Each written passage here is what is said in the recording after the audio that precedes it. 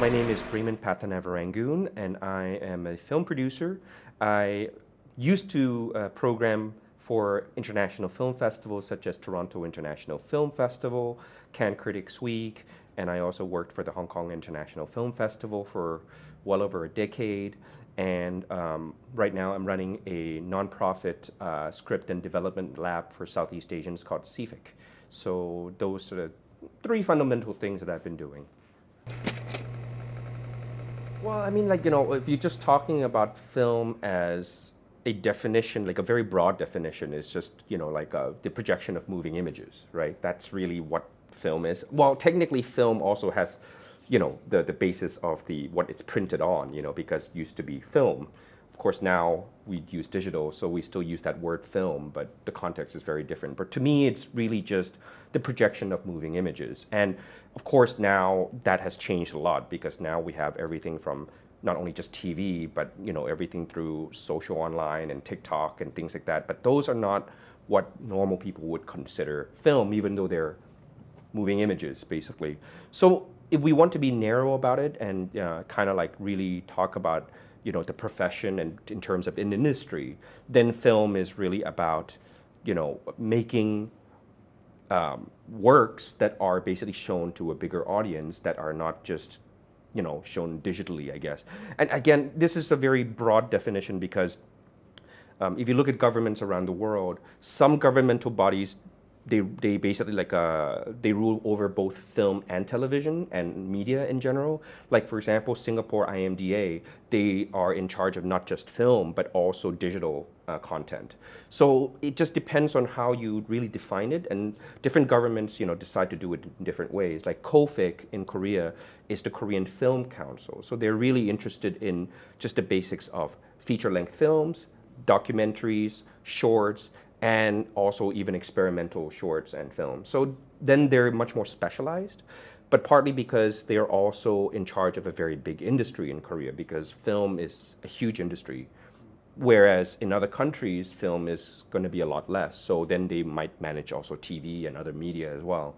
So it just depends on how you really want to look at it. For me, of course, film is really just a matter of I would even consider installations that are projected to be part of film, for example. I mean, my definition might be a little bit more broad than others, but to me, it's both a commercial thing, but also an artistic thing that I feel like that defines what film is. Because when you're doing it digitally and you do it for free, that's not exactly film because it's just out there, yeah.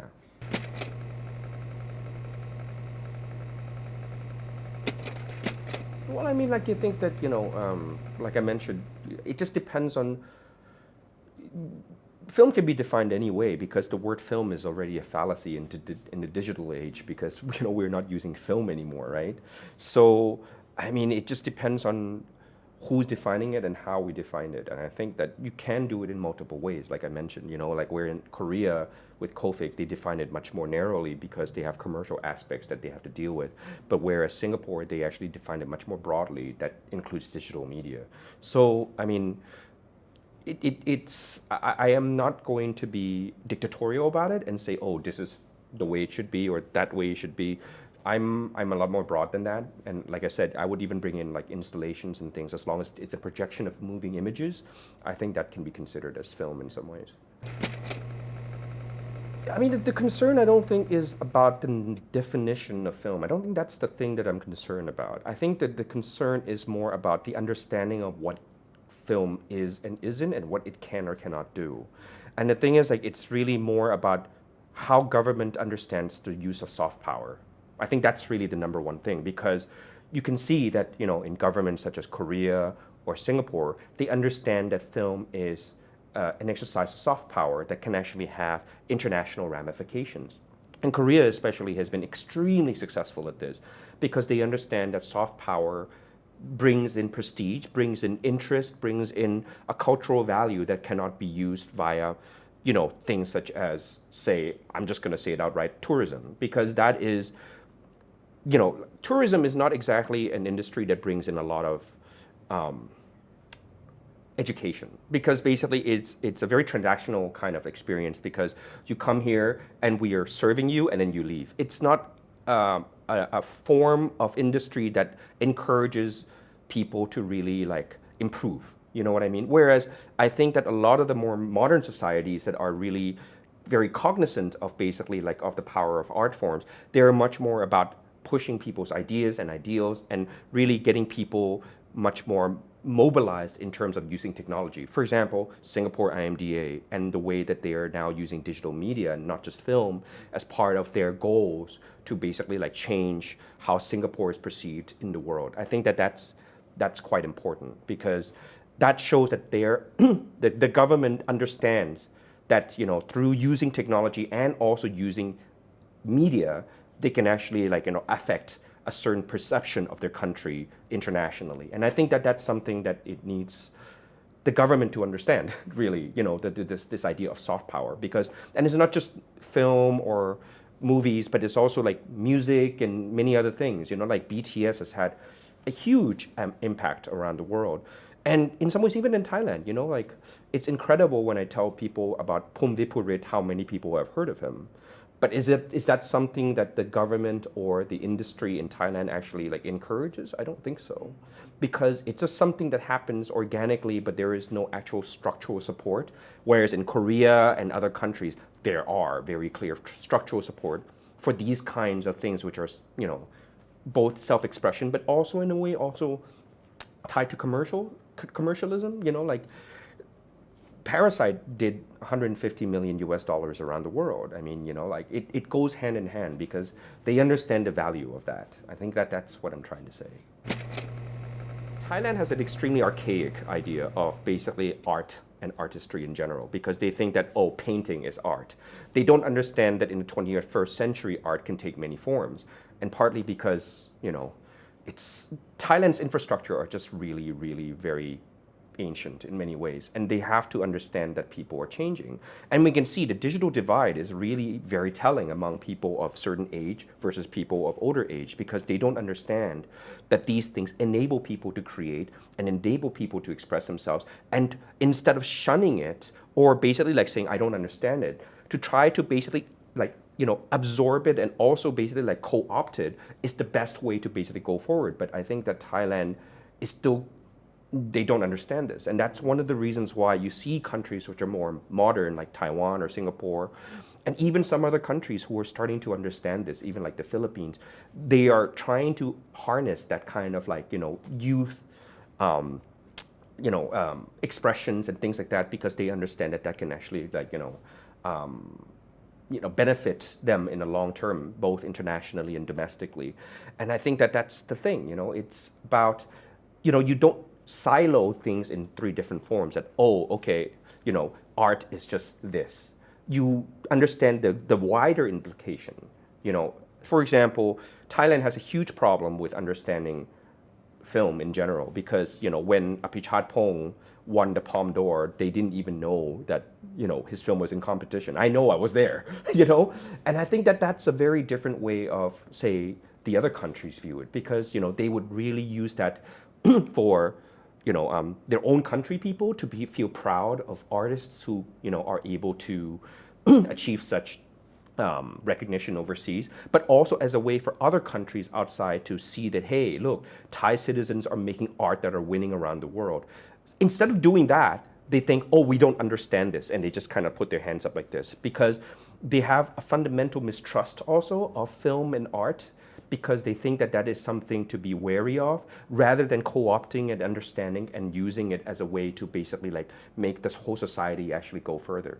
Singapore is, in fact, is a very good example of this, because in some ways Singapore had been very, very much about censorship for decades. You know, they've been really, really censoring film and stuff like that. But you can see in the last 10 plus years, they've changed their minds. And of course, there's still certain elements of censorship in Singapore. Let's not even, you know, skate around the issue. But they understand that by doing that, they are basically also kind of, you know, like shooting their own foot, because they're not advancing as a society in terms of art and in terms of getting recognition. For example, a film like the one I did, which is Bu Junfeng's Apprentice, would have never been made 20 years ago because the government would immediately say no way. But the fact that, of course, it took a number of years for them to come around and support it, I'll be very honest. But when they did, they really did support it, I have to admit. You know, they didn't censor us. We did the film we wanted to, but they supported us going to Cannes. They gave us, you know, like $50,000 for the promotion in Cannes. They gave us a lot of resources that would never happen in countries like Thailand because they just don't understand why would I need to give money to you to promote your film in Cannes. It's just a completely different, like, and yeah, they would not understand that. But for Singapore IMDA, they understand that by supporting this, they actually have a certain capital that they can gain on, not only just internationally, but domestically, saying, hey, look, we understand what young people are trying to say, even though the film is about death penalty in Singapore by hanging, and it may not always have a 100% positive image of Singapore, but by allowing this, we actually gain certain credit. You know what I mean? Sometimes you fight the bigger battles. You don't fight every battle. And I think that Singapore is understanding of that you fight the bigger battle. These smaller battles, let them do what they want. We support it because it gives us credit and also it gives us leverage internationally. And I think that's how you're smart about it, to not always just be critical about everything, but to select which wars you fight and to co-opt the things that you need so that the young people can feel like, hey, we are supported by, you know, in a certain way, and you're not just shunned away. And I think that's really important. But in many ways, the Thai government, I think, they don't understand this. No, because A government that is fearful is never going to be able to advance, especially in terms of these kinds of metrics. You see what I mean? Whereas a government that is basically open to criticisms and knowing how to fight against those criticisms in a more organic manner, you know? And, you know, like, let's be honest, Singapore is still 100% controlled by one party since God knows how long. But their understanding of, you know, like this recent election, they got a lot less percentage than usual. And instead of saying, hey, we still have the control, I don't care what you think, they literally apologized and said, oh, we're going to do better, even though they have a very clear majority. And I think that's, Singapore has a lot of faults, let's be honest. But the fact that they are willing to even acknowledge that they have problems and say, oh, we lost 16 seats, to this nascent party in Singapore, that's unheard of. And they apologized and said, oh, we obviously have not done enough to basically make people happy with our party, so we're going to do better. Have you heard this from this government? No, because that's the whole problem, is that basically a fearful government is not able to really understand how to use soft power and how to use media and how to use culture in a way that benefits not just them as a party, but the whole country in general and in terms of internationally and domestically. And that's the thing, we need to understand that, the governments are going to be, they have to be responsible for the public, and the public has to understand that, these governments actually work for us. And only by doing that and having this kind of reciprocal relationship, even though you win by 70%, but as long as the government understands that, it's okay. Monopoly is not a good thing in general, and I'm not a firm believer of one party ruling everything, but if they're susceptible and are open to listening to criticisms, I think that's the best way forward. But we live in Thailand. I've tried. I've been working, for Thai Pitch at Cannes and many other things for years to make them understand how the international side works and what we're looking for and how Thailand could actually benefit in terms of co-production, in terms of working with other countries.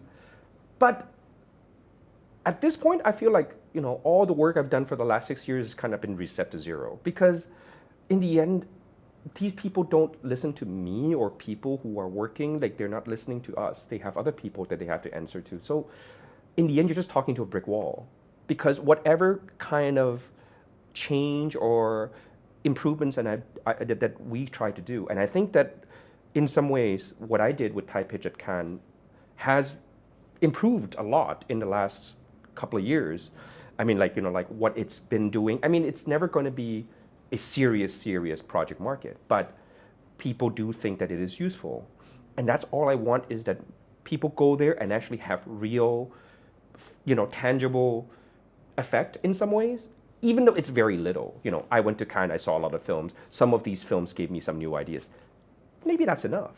Or maybe you had some good meetings there, or you got some feedback, which was interesting. At least you have managed to basically made this event, further your own project. And I think that's the most that we could ask for this kind of activity. But if I were to work on a bigger thing with them, I think that would be very difficult. Because even this little part is already not easy. Because again, it's a fundamental misunderstanding or misappreciation of soft power and what it means to engage internationally. So there's there's no formula, I think, right? There are a couple of ways to do it. And the problem with Thailand is that film is not clearly defined by anybody.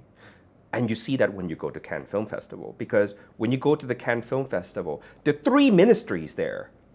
Why? I don't know. They're just there. So you have the Ministry of Tourism, you have the Ministry of Commerce, and you have the Ministry of Culture. And instead of working together, they're half the time fighting. I know this personally because sometimes the other ministry tell me to hand my report to them, and I'm like, excuse me, why? You're not paying my salary. I'm not going to send you anything. And they get very mad. Because I'm sorry, no, I'm not going to do that. And that's the thing. No one party or ministry is in charge of film, so it's very confusing. Just the act of actually just saying, okay, let's move all film-related activities to one ministry is already going to be a huge earth-shaking event in Thai, in Thai society, I think. You can't even get to the point where you agree on which ministry actually is in charge of film. Not to talk about creating a Thai film commission or whatever. We're so far away from that it's really sometimes very depressing. Because 100% the Thai Tourism Authority will never give up a lot of the things that they do. They just will not.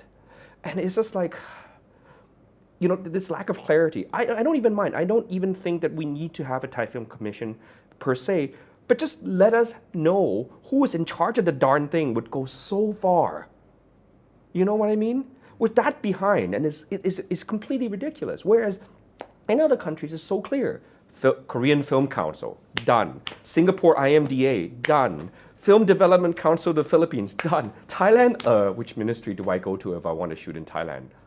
I have so many foreign, filmmakers said, hey, if I shoot in Thailand, which ministry should I go to? This is a very common thing because it gets really confusing. And it's just, we're so far away. It's hilarious. And I wish I could give you a more optimistic account of how we could fundamentally change it, but I'm just asking for a tiny little thing. It's can we just put film into one ministry for once and go from there? Can we just even do that? Answer right now is no, of course. Oh, it's horrible. Everybody in this, most people who know me, I've said this before. I've produced 2 films and I've co-produced 1 film, Thai film. And people ask me, when are you going to make another Thai film? And I said, no, I'm not going to make another one. And usually they're like, oh my gosh, is it that bad? And I said, yes. Because there's no support. That's number one. So it's already unlike other countries like Singapore, like Taiwan, like Korea. There's no support, period. And number 2, there's no audience. And again, what I said about soft power is this. It's not just about international recognition. It's also about domestic recognition. Because if you don't support your own people, your people will not support your own people. And so there's a fundamental misunderstanding or just complete lack of exposure for Thai artists in general, Thai filmmakers, because there's no need to. If you talk about all the major filmmakers in Korea or even in Singapore, when Anthony Chen won the Cannes Camera d'Or, it was all over the newspapers. He was interviewed for days. There's a certain pride within the people. And then the film was seen. In Thailand, when Apichatpong won the Palme d'Or, they have it on some newspapers and it just disappears. Because in general, because there is the lack of understanding of what these things are. Yes, in some ways, it's also the fault of the industry because, there is... The Thai industry also is not very dynamic, and that's another problem because I always give this example, and you've seen it before, which is that I love how Marvel studios do it. Because Marvel is one of the biggest like media entities in the world. They're huge. They make huge blockbusters. And who did they ask to basically make these huge blockbuster films? Art house directors. Who directed Black Panther? The guy who directed Fruitvale Station that was in Cannes and Sundance. Who is directing the next, Black Widow? A female director from Australia whose first film was in Cannes called Somersault. She's directing Black Widow. Who is directing The Eternals?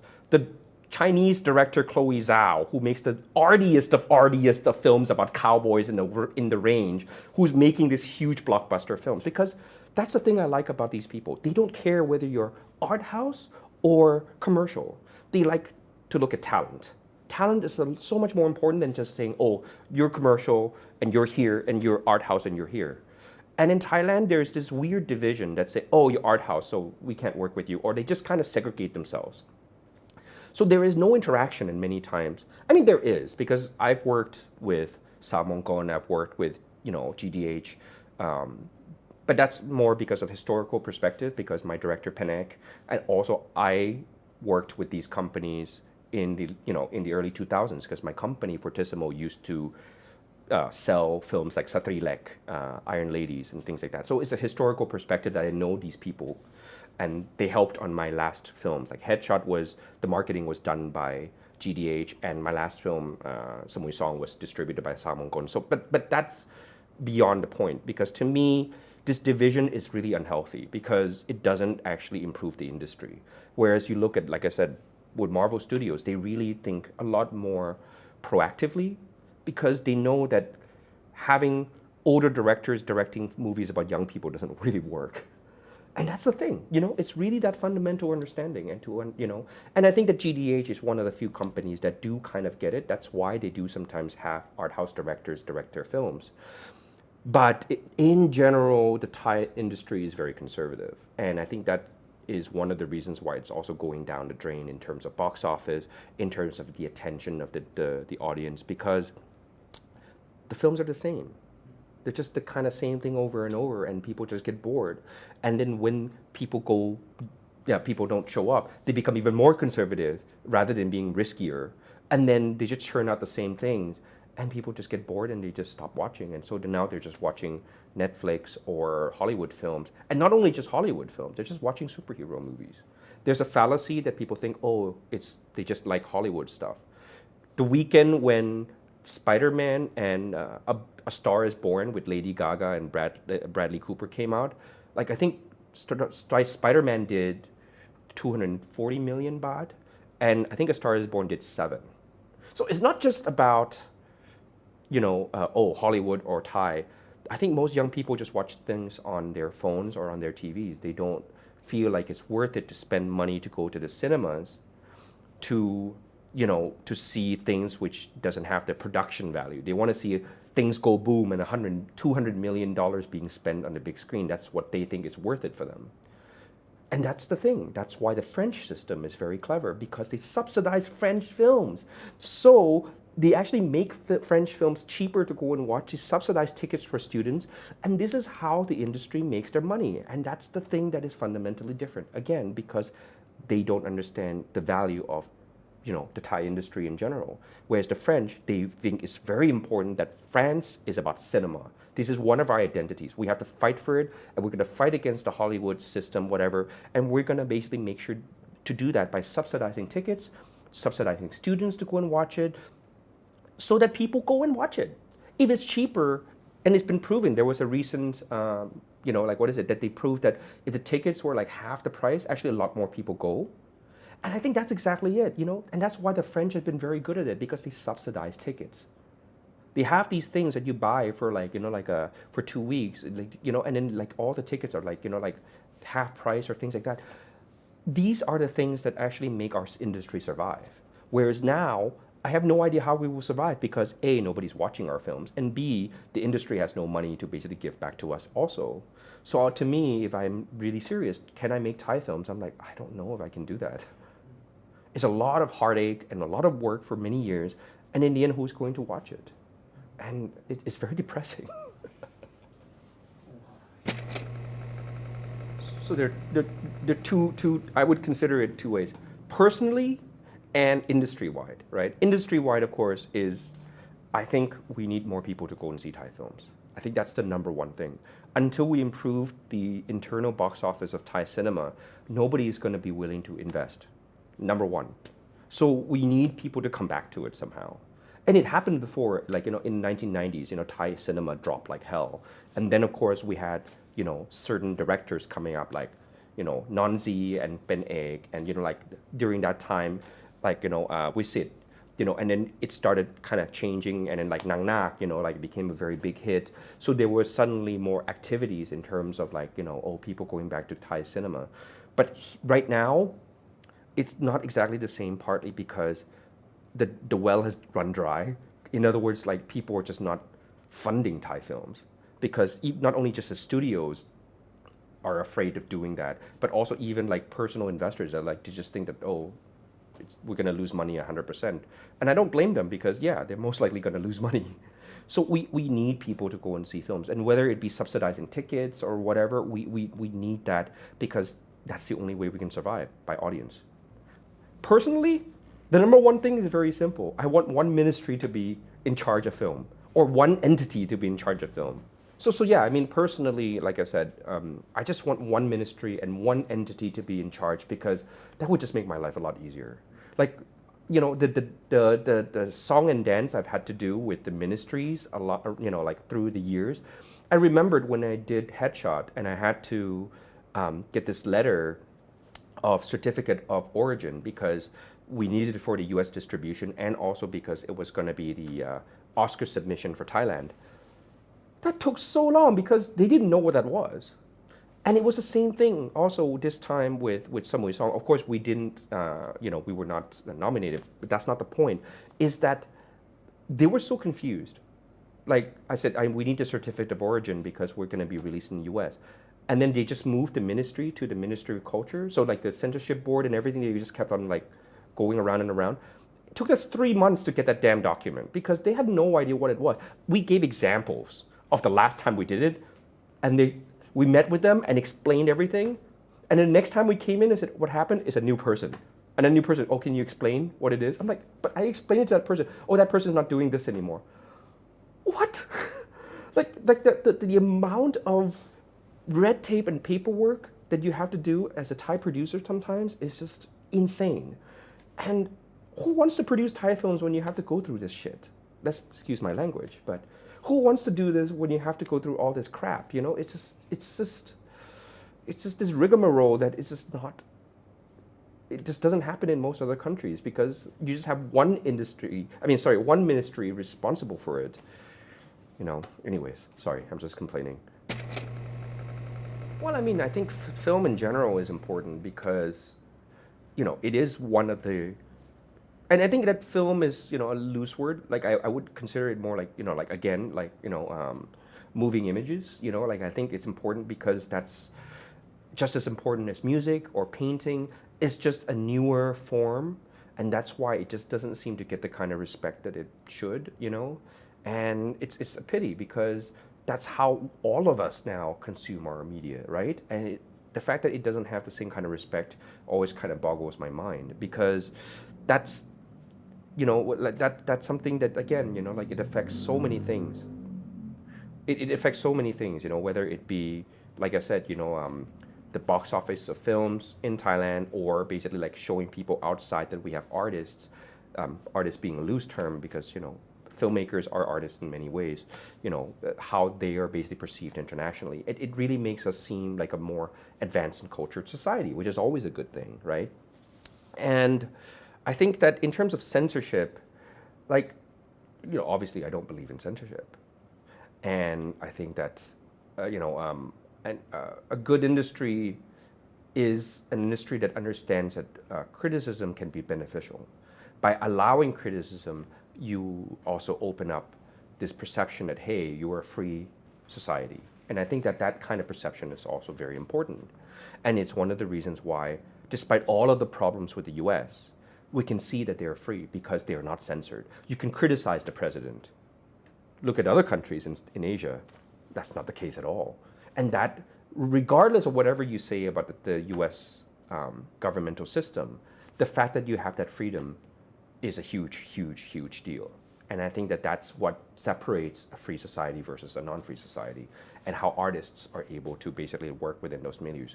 That said, there have been artists that perform very well under duress and under censorship. Like Iran is a perfect example of how they do it.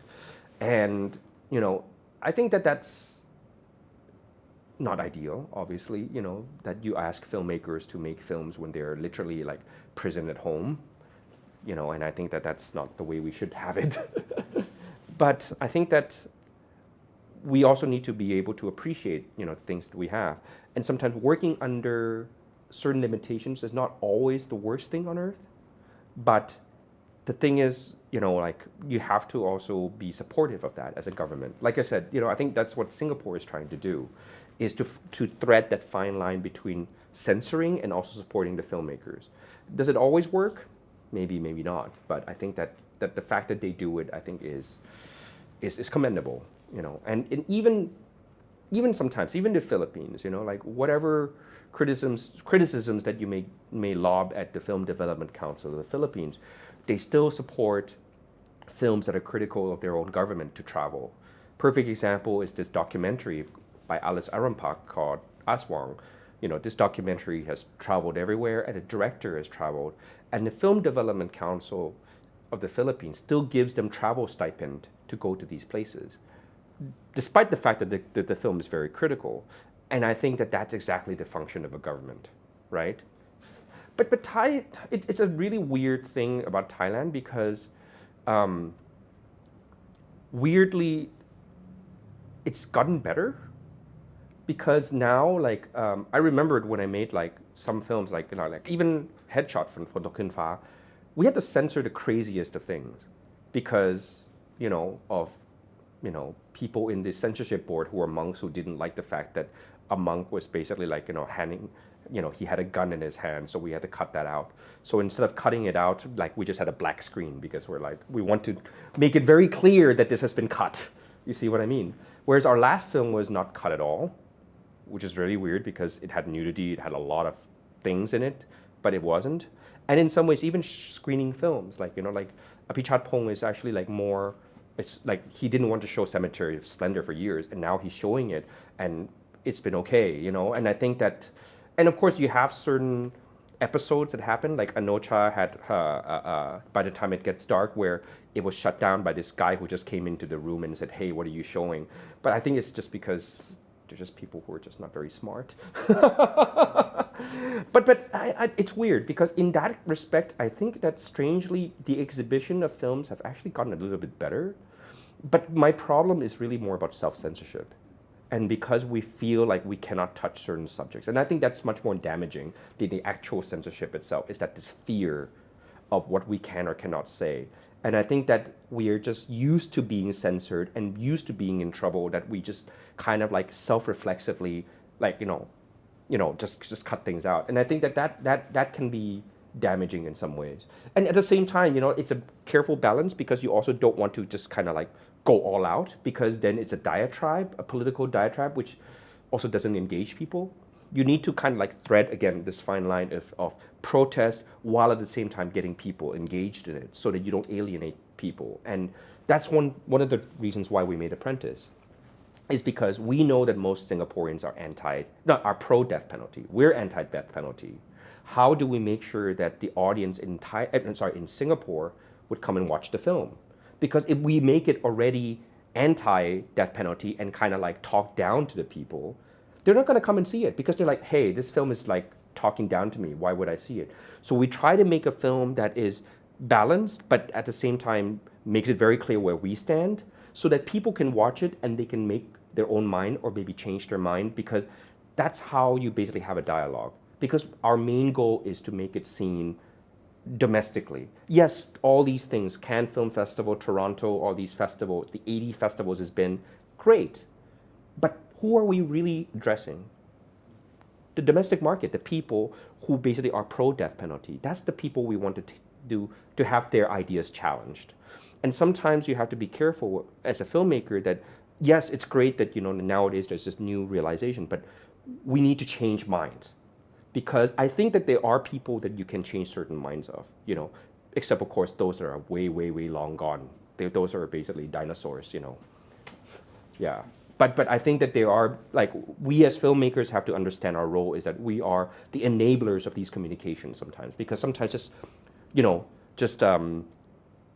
like, what is it, like catering to your own audience is going to be limiting, in some ways. And I do believe in that because, yeah, it's a communication issue, device. Yeah. Well, I mean, because the main thing is, I've been around for a while and I knew that there were all these labs internationally. Like it started actually with Binger Labs in the Netherlands, which doesn't exist anymore. And they were doing a really great job with these projects. And then of course there were other labs like Torino Film Lab, then Sundance Lab. And I was like, wow, these labs help a lot. Because there is no infrastructure in Southeast Asia. Because even the role of a producer is still something that is really not very well understood in most Southeast Asian countries. Most people in Indonesia still think that the people giving you money are producers. And you have to tell them, no, that's not how it works. Because you have to, as a director, sometimes tell people, hey, this is going to be your job. And most of the time, those people giving you money, they're like, oh, no, I don't want to do all that. Oh, my God, that's too much. So it's a lot of education that needs to be done. Because unfortunately, with Southeast Asia, most filmmakers are amateurs. We came out like of the kind of like ad hoc, do it DIY kind of like mindset rather than, of course, in Thailand it's a little bit different because you have established industry that also sometimes are shown internationally, like say films like Bad Genius or PMARC, which also does well internationally. But in general, in terms of films that are more independent, they're all very ad hoc and DIY. And we don't know how these things work in many ways. And there's no labs or things that kind of let us understand what is co-production? How do other countries view producers? How do they view funding? We need to understand that, especially if we're going to work internationally, right? To raise funding or to basically just even cooperate, right? Because otherwise the miscommunication will harm both sides in a very fundamental way. And of course, I went to one of these labs, which is the Jerusalem Script Lab with Apprentice, and it was very useful. I thought, wow, this is great. Because there's another misunderstanding sometimes that a lab is to tell you like, oh, this is wrong, you have to change this. Oh, this is wrong, you have to change that. We don't really do that. The mentors individually may say that to you, but that's up to you to decide. And if you have worked with our main script consultant and advisor, it's always about what do you want to really do? Because we understand as a lab that we're not here to tell you what to do. You have to believe that yourself. There's only so much we can do if you don't believe in it. Because if you don't believe in it and you're rewriting the script or writing something just to please other people, when you make it, it's going to be a disaster. Because it's not what you wanted to do and you're just pleasing other people, the film's going to be crap. You have to be 100% believing in what you're doing. Otherwise, why do you even bother? What we try to do is to give filmmakers the ability to give them like a bouncing ball to reflect. And for them to realize, oh yeah, maybe I should do this. And for them to make those changes themselves, because then they can basically A, open up their film to a bigger audience, and B, also understand what are the deficiencies that they may have to work on. And I think that that's an extremely important part of any kind of film development, is to nobody works in a vacuum, like I love basically like getting feedback from people that I trust. And I think that that's something that is really lacking. And even with some of the funding bodies, like in Southeast Asia, I tell them like, hey, it's great that like you are giving funds or all these things, but if you're not giving any kind of feedback, how do they know what they did wrong? And for us, SEAFIC, for all the projects that are shortlisted, we always give feedback. And even for those that are not shortlisted, if I tell them, if I go to their country and I meet you, I can basically like give you some idea of what the jury said. And I think that's so fundamentally important because feedback is what gets things better. Not just, hey, I give you money and you disappear. I don't think that works. I think feedback is really important. Oh, no.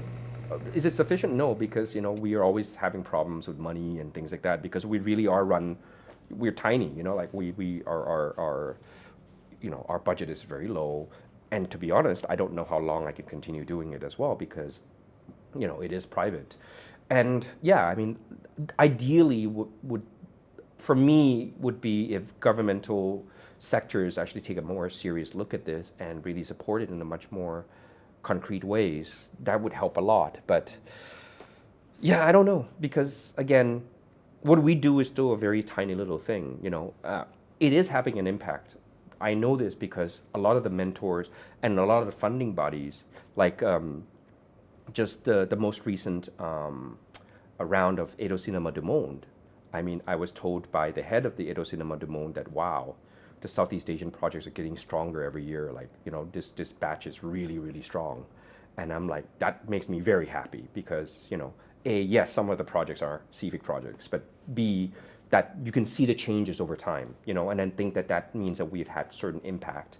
It doesn't have to be coming from us. And of course, some other projects come from other labs, but that's okay. We're not here to, SEAFIC has never been competitive with other people. We've very bluntly told people to apply to things. On our Facebook, we suggest less is more. Torino, we suggest other places, even Full Circle, whatever, because we know that we cannot support everybody because we're too small. We don't have the budget to do that. And number two, that the success of an industry throughout Southeast Asia helps everyone. That term, high tide lifts all boats, because if Southeast Asia as a wave is doing great, the whole world is going to take a look at us and they'll be interested in distributing our films to know more about it because it's not just one-offs. So then basically it helps our industry to basically be more commercially viable, to have more critical and journalistic impact because people are writing about us and stuff like that. So again, really important, high tide lifts all boats, and that's one thing I really believe in. I would love SEAFIC to expand, but the number one thing that I also would love is that basically somebody else runs it. I have never created SEAFIC to be the head of SEAFIC forever. I've created SEAFIC because I thought there was a need for it. I've always said this, is that my job is as a producer. I'm more interested in producing than running a lab. I'm only doing the lab because I felt that there was a necessity to do it. I would love to just hand the lab over to somebody and I just basically do something else because but the thing is, one of the reasons why I don't do that is because I still think that I need somebody who could do that to basically be able to get the caliber of people that I have been getting, whether this year it will be the head of Edo Cinema du Monde, he'll be on a jury, that kind of thing, that, really important people to be on the jury and selection committee and stuff like that. And also really understand as a filmmaker how labs are made, because I can only make SEAFIC because I've been through it and I'm making films. If I'm just another bureaucrat or somebody running things and I'm not a filmmaker, it doesn't work. And I've had many arguments with international labs because they're not filmmakers, because they don't understand what we do. And I'm like, this fund that you're giving makes 0 sense. Can I basically give it back to you? I said, no, we already announced it. I said, I don't want it. Because the thing that you're asking us to do is completely ridiculous, because you are not filmmakers. You don't understand how it's made. So that's the thing that I would love, is to have somebody who have those backgrounds to do it. And while I just do my own thing, I would love to make a video game, by the way. That's one of my dreams. But in general, yeah, I would love to have, the thing that I really want to do is to have a much stronger producers association, and have gatherings, and to basically have one summit every year where filmmakers can come, and maybe it's a bigger idea of this SEAFIC open fair, that you have all these organizations here and stuff like that, and then we can have seminars, talks, but also producers gathering to really talk about all of our issues around the world and what is really stopping us. Because the thing is, there's not enough producers. Really, there's not enough producers in our industry, and you can have as many great filmmakers as you want, but there's no producers, the films are not made. Indonesia is the worst example of this. There's so many great short film directors, and they still have not made a single film. And they've been making all these short films that go to all these festivals. I feel so bad for Regis, he should be making his film already, but there's just not enough producers and there's not enough people who understand it. And we need to do something about that because once you have really good producers, then you can basically, it's more equal in terms of like not just the artists making the films, but also the people making that happen. And then I think the industry in Southeast Asia in general will just grow much better and much faster. Well, I mean, like, because of course you already have some people who are very interested in this kind of thing, like B, for example, she's been very active in doing that. And I think that's good because in some ways, you have to have the domestic people do the things that is right for them. Because what I do is much more internationalized and it's not necessarily always going to be right for every filmmaker in Thailand. Because if they want to make local films, there is nothing wrong with that. If you want to make Isan films, which is now doing quite well, there's nothing wrong with that, but maybe like a more professional and things that can actually like just go beyond Isan. That I think is a very worthwhile thing because if we can have really respectable films from the Isan stuff and actually start doing well in Bangkok, that would be a huge thing. Because then the center of power is not just in Bangkok anymore, and I would love to see that kind of thing. Whereas these films are still very, very much specific to their local audience. But I think there are a lot of opportunities, you know what I mean? There's just, the things about Thailand is that the industry is also changing, like what I said about, the whole new phenomenon of these films coming from Isan. And I think that we should not overlook that and to basically work with them and try to also encourage those kinds of movements because the center of power isn't just here. I wouldn't say that I would be the right person to do these things, but it would be really somebody in Thailand to do that. I am happy to help Thai projects do international things, but I think in Thailand in general, we need people like that in Thailand to basically bring up the new generations of filmmakers and producers and to help all of these matters. But in Thailand, it seems the private sector that support ourselves, support themselves, then move forward and then pave the way. Then do you think is any like bright side, a bright future, or the need to for the government sector to support us? Like I mentioned before, yes, definitely. The least I ask for is one friggin' ministry run the film, just basically take over this film thing. Just that little bit would change our lives so much that I don't have to go through this ridiculous circus every single time I make a Thai film and just ask for this damn paper called a certificate of origin and I have to run around for 3 bloody months, I'm just why? It's just completely unnecessary. And it's just just quality of life improvements would be so much better already. And not talking about just in terms of, reforms in terms of censorship, reforms in terms of support, reforms in terms of budgeting, all of these things, it's just one of the problems with budgeting in Thailand and the reason why we haven't had, any kinds of funds coming up is because the Ministry of Culture is the smallest ministry and they get nothing. Their budget is always cut. Instead, they give it to other ministries. So if that's all of these things are not related to us even. It's related to internal politics.